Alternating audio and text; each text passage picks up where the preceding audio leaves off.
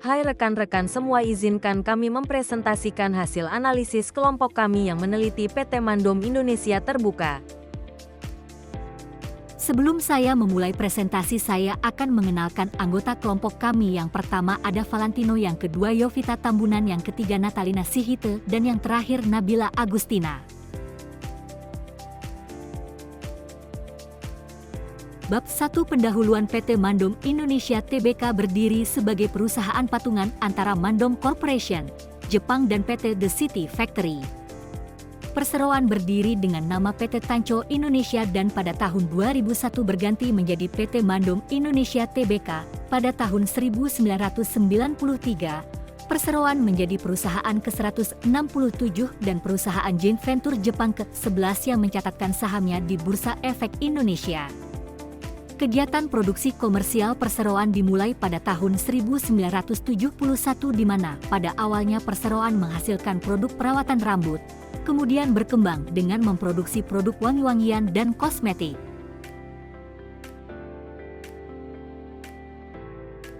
Bab 2. Kajian teori 1. Ketentuan dan persyaratan 1. Ketentuan ketenagakerjaan, yaitu persyarat pendidikan dan pengalaman, kesehatan dan keselamatan kerja, dan kepatuhan terhadap kebijakan perusahaan. 2.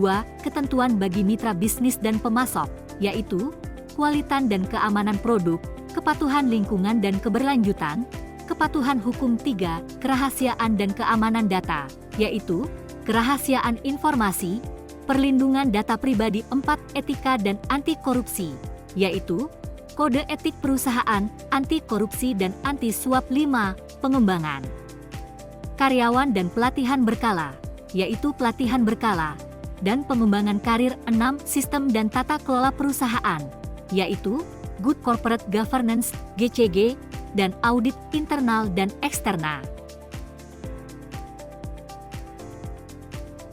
2. Barang yang diatur impornya. PT Mandom Indonesia Tbk mengimpor berbagai produk, termasuk kosmetik dan perawatan pribadi. Namun, ada peraturan yang mengatur barang-barang tertentu yang dapat diimpor, seperti larangan untuk bahan obat dan makanan tertentu. Untuk informasi lebih spesifik mengenai barang yang diatur, Anda dapat merujuk pada peraturan yang berlaku di Indonesia, termasuk 1. Regulasi Kosmetik Indonesia. 2. Kriteria barang yang diatur. 3. Sumber informasi. Tiga, barang yang dilarang diimpornya. PT Mandom Indonesia Terbuka, seperti perusahaan lain yang bergerak di industri manufaktur kosmetik dan perawatan pribadi, memiliki daftar barang yang mungkin dilarang untuk diimpor sesuai dengan peraturan pemerintah dan kebijakan perusahaan. Barang-barang yang dilarang impornya bisa termasuk 1. Bahan berbahaya dan beracun, B3. 2. Produk hewani. 3. Zat terlarang dalam kosmetik. 4. Barang non-compliance. 5. Produk dan bahan ilegal.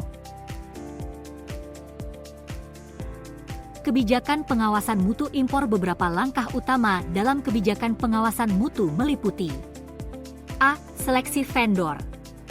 PT Mandom Indonesia Tbk melakukan seleksi ketat terhadap vendor atau pemasok bahan baku. Vendor harus memenuhi berbagai kriteria kualitas dan keandalan sebelum dapat menjalin kerjasama. B. Inspeksi dan uji kualitas. Semua barang impor yang tiba akan melalui inspeksi ketat dan uji kualitas. Hal ini dilakukan untuk memastikan bahwa barang-barang tersebut memenuhi spesifikasi yang telah ditentukan dan tidak mengandung bahan-bahan berbahaya. C. Sistem manajemen mutu. PT Mandom Indonesia Tbk menerapkan sistem manajemen mutu yang terpadu, termasuk penggunaan teknologi untuk memonitor dan memastikan kualitas produk. Sistem ini mencakup berbagai prosedur standar operasi (SOP) yang ketat untuk penanganan dan pemeriksaan barang impor. D. Audit dan pengawasan berkala.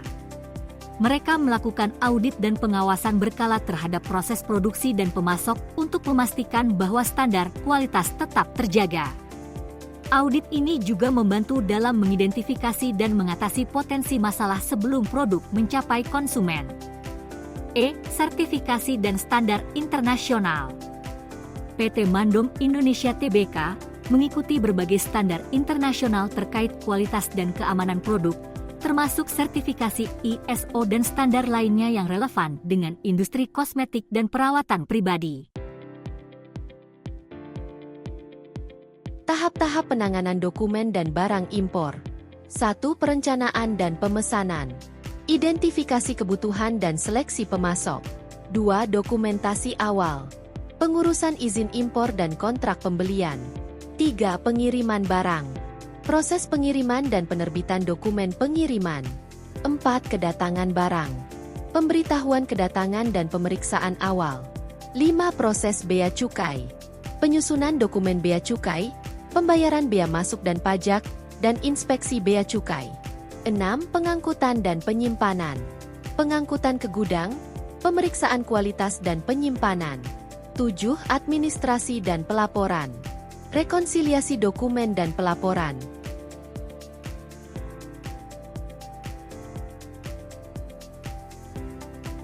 Pabean. Pabean di PT Mandom Indonesia Tbk melibatkan proses pengelolaan kepabeanan untuk impor barang-barang yang diperlukan dalam operasi manufaktur perusahaan. Berikut adalah beberapa poin umum terkait pabean di perusahaan seperti PT Mandom Indonesia Tbk. 1. Prosedur impor. 2. Kepatuhan pabean. 3. Manajemen logistik dan pabean. 4. Penggunaan fasilitas pabean khusus.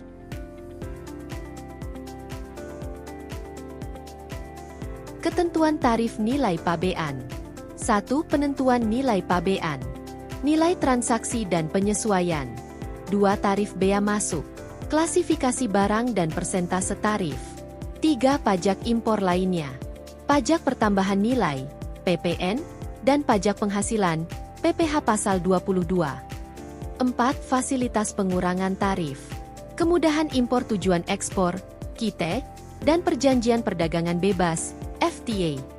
5. Kepatuhan dan audit. Dokumentasi lengkap dan audit bea cukai. 6. Penyesuaian tarif. Perubahan peraturan.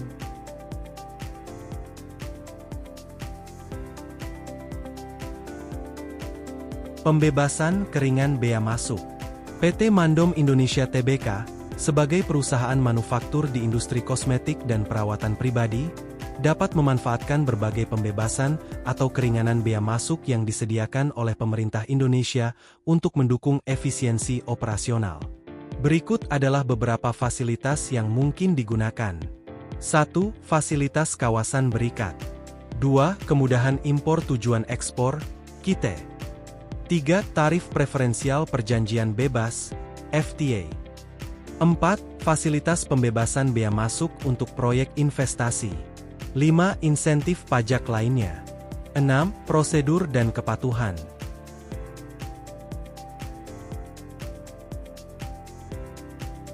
Kedatangan barang impor. Proses kedatangan barang impor di PT Mandom Indonesia Tbk melibatkan beberapa langkah yang harus diikuti untuk memastikan kepatuhan terhadap regulasi dan kelancaran proses logistik. Berikut adalah gambaran umum mengenai tahapan kedatangan barang impor di perusahaan. 1. Persiapan dokumen. 2. Pengurusan pemberitahuan impor barang, PIB. 3. Pemeriksaan oleh bea cukai. 4. Pengeluaran barang dari pelabuhan. 5. Penyimpanan dan pencatatan. 6. Kepatuhan dan audit. 7. Manajemen risiko.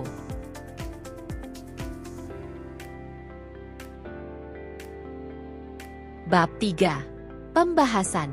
3 contoh studi kasus transaksi di PT Mandom Indonesia Tbk beserta masalahnya.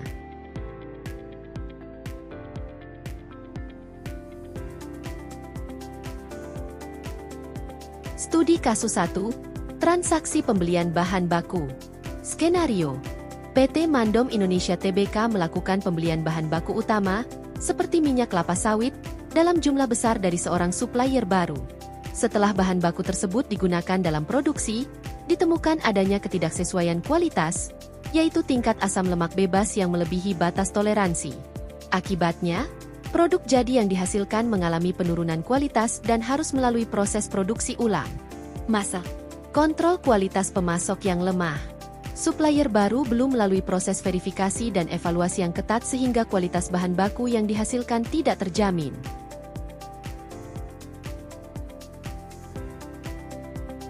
Studi kasus 2. Transaksi penjualan produk. Skenario. PT Mandom Indonesia Tbk melakukan promosi besar-besaran untuk produk baru.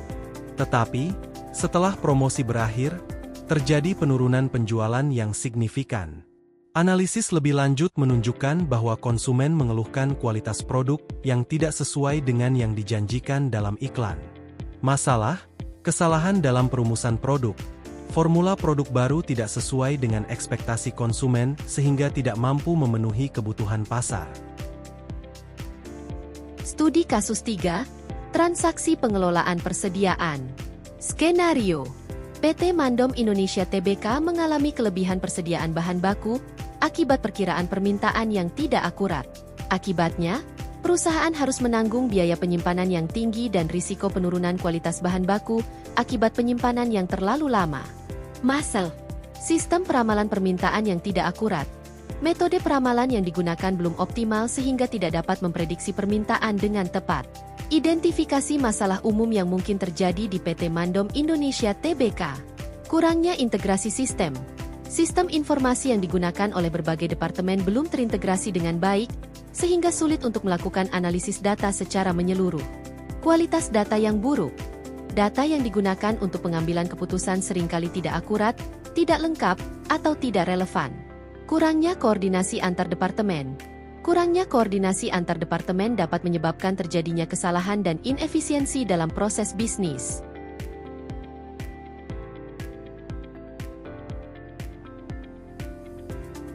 Bab 4. Rangkuman.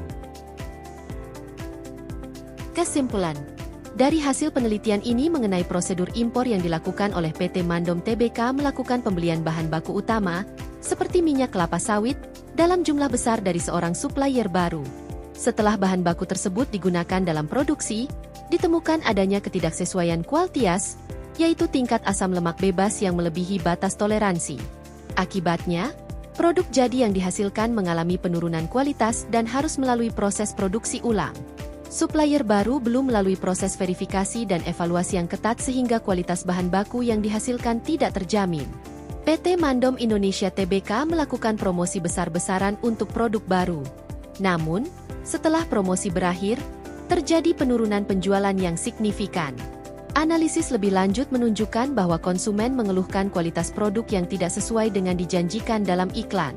Formula produk baru tidak sesuai dengan ekspektasi konsumen sehingga tidak mampu memenuhi kebutuhan pasar.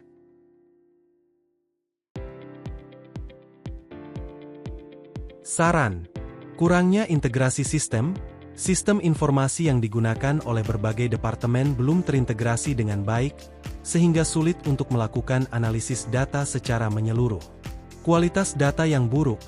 Data yang digunakan untuk pengambilan keputusan seringkali tidak akurat, tidak lengkap, atau tidak relevan. Kurangnya koordinasi antar departemen.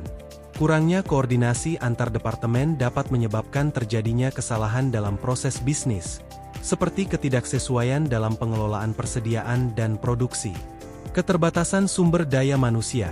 Ketidakmampuan untuk menarik dan mempertahankan tenaga kerja berkualitas tinggi dapat menghambat kemampuan perusahaan untuk berinovasi dan bersaing di pasar. Ketidakpatuhan terhadap regulasi.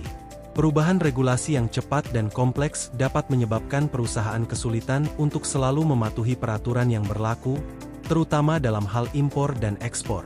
Masalah logistik dan distribusi. Tantangan dalam rantai pasokan, seperti keterlambatan pengiriman dan ketidakmampuan untuk memenuhi permintaan pelanggan tepat waktu, dapat merugikan reputasi dan profitabilitas perusahaan.